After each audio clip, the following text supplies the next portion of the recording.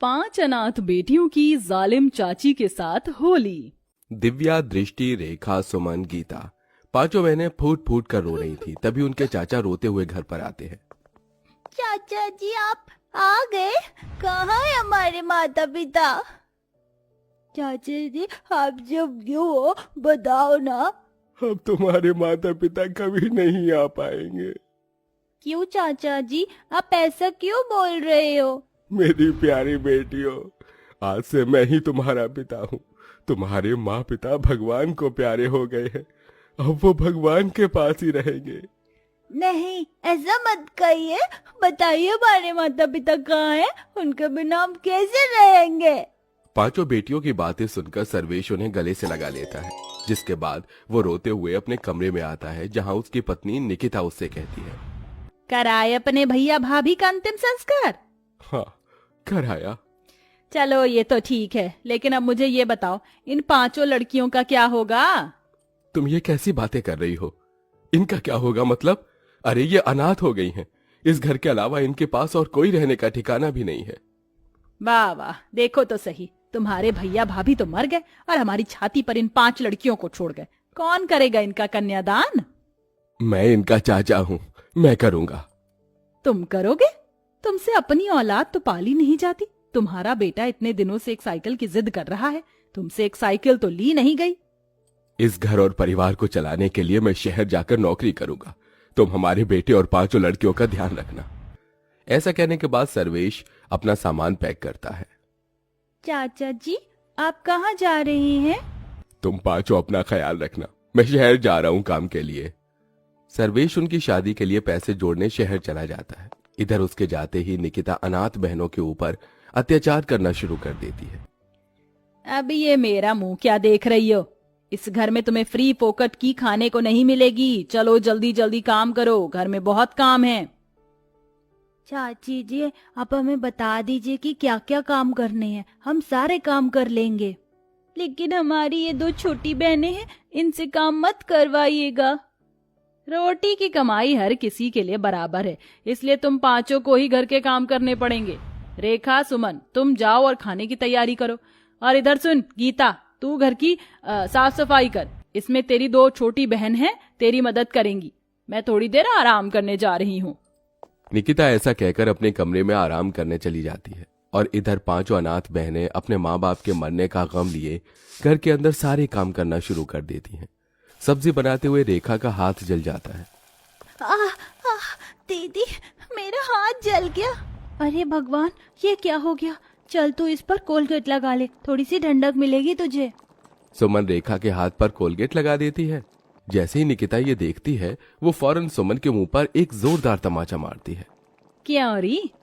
Colgate क्या तेरे माता पिता यहाँ रख कर जा रहे हैं, जो लाडो रानी प्यार प्यार में अपनी बहन के हाथ पर लगाई जा रही हैं? रेखा का हाथ जल गया था चाची, बस इसीलिए। आइंदा अगर मुझसे बिना पूछे कुछ काम किया तो जिन हाथों से काम करोगे उन हाथों को ही तोड़ दूंगी। ऐसा कहकर निकिता चली जाती है। जैसे तैसे करके दोनों बहनें खाना बनाती हैं। खाना खाने के समय उसका बेटा निखिल कहता है, माँ कैसा खाना बनाया है, कितना बकवास है। निकिता सारा खाना फेंक देती है। तुम नालायकों को तो खाना बनाना भी नहीं आता। जाओ दोबारा से सही से खाना बना कर लाओ। इस तरह निकिता दोबारा से उन बेचारी अनाथ बहनों को खाना बनाने के लिए भेज देती है। दोबारा खाना थोड़ा सही बनता है, इसलिए दोनों माँ बेटे खाना खा जाते हैं और उन 5 के लिए कुछ नहीं बचाते। बहुत जोर से भूख लगी है दीदी, मुझे भी बहुत जोर से भूख लगी है।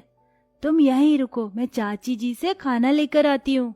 सुमन अपनी बहनों से ऐसा कहकर अपनी चाची से खाना मांगने जाती है, लेकिन उसकी चाची अपने बेटे के साथ अपने कमरे में सो रही होती है। चाची तो सो रही है, एक काम करती हूँ, खुद ही अपनी बहनों के लिए खाना ले जाती हूँ। सुमन ऐसा सोचकर रसोई में जाती है और खाना ढूंढने लगती है, लेकिन खाना तो खत्म हो चुका था।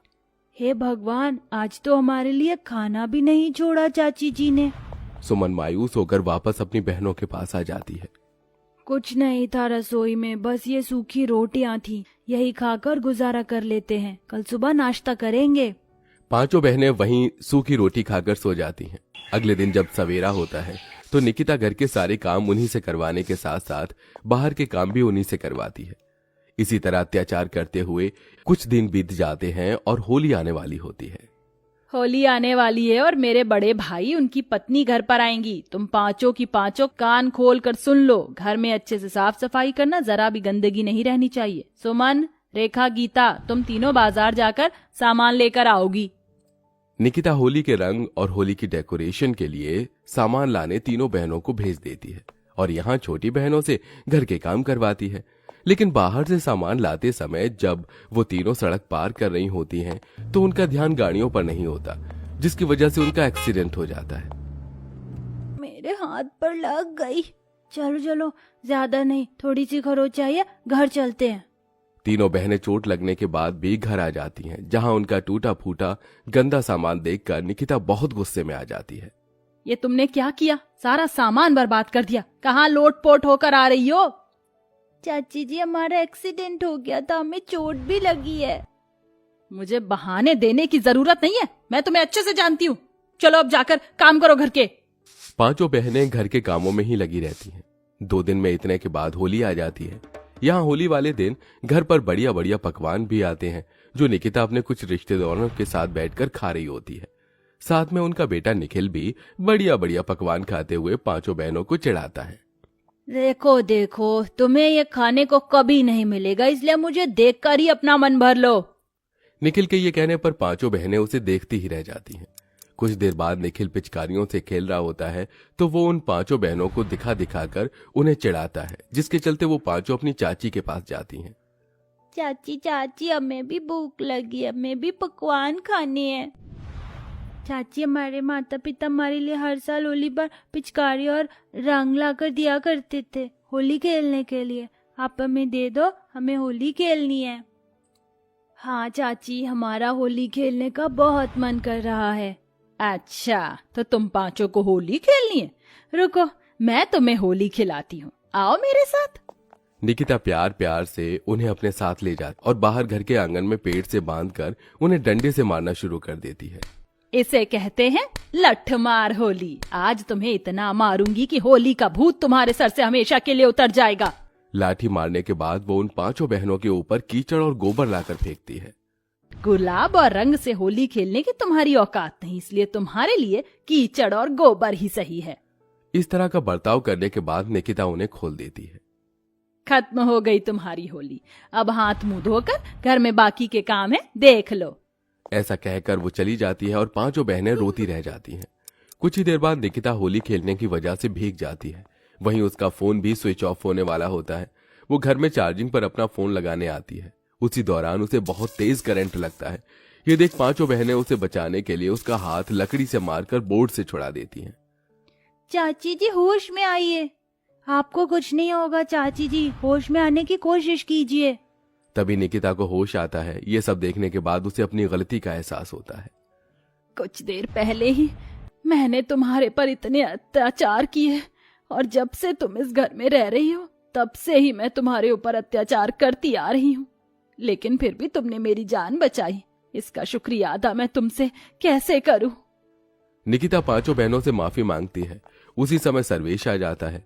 5 अनाथ बहनों के लिए वो नए कपड़े और होली के रंग लेकर आता है, लेकिन निकिता अपना सच छुपाना नहीं चाहती थी। वो सर्वेश को सब बता देती है कि किस किस तरह से उसने पांचों बहनों के ऊपर अत्याचार किया। मैंने तो जिंदगी में कभी नहीं सोचा था कि तुम इतनी बुरी औरत हो सकती हो। निकल जाओ इस घर से, मैं अब तुम्हारे साथ नहीं रह सकता। नहीं नहीं चाचा जी, चाची जी को माफ कर दीजिए, हमने भी उन्हें माफ कर दिया है। पांचों बहनें एक ही बात कहती हैं, जिसे सुनकर सर्वेश भी निकिता को माफ कर देता है और उसे दूसरा मौका दे देता है। अब निकिता पांचों बहनों की अच्छे से देखरेख करती है, जिसके बाद वो पांचों अनाथ बहनें उस घर में खुशी खुशी रहने लगती।